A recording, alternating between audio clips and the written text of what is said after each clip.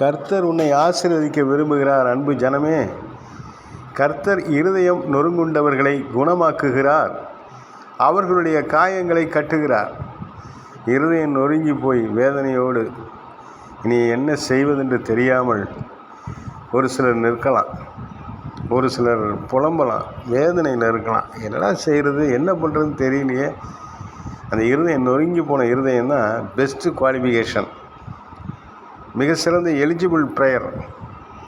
நொறுங்கி போய் இருதயம் நொறுங்கி போய் அப்படியே கனத்த மனசோடு கர்த்தர் முன்னாடி முழங்கால் போடுறவங்களுடைய ஜெபம் உடனடியாக கேட்கப்படும்.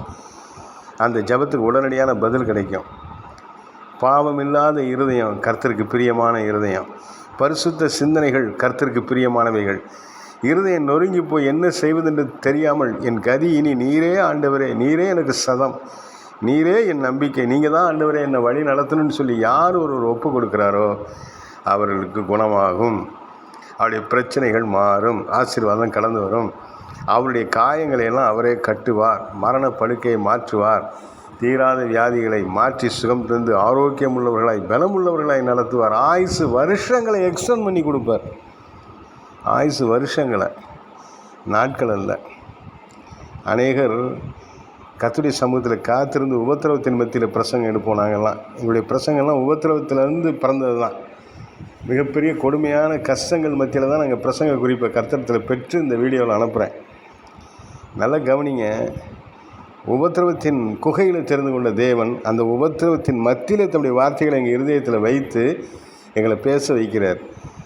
அந்த வார்த்தைகள் உங்கள் இருதயத்தில் இருக்கிற காயங்களை ஆற்றும். நாங்கள் பலவீனப்பட்டு நொறுங்கி அநேக உபத்திரவங்கள் மத்தியில் தான் கர்த்தருடைய வார்த்தை எடுத்து பிரசங்கிக்கிறோம்.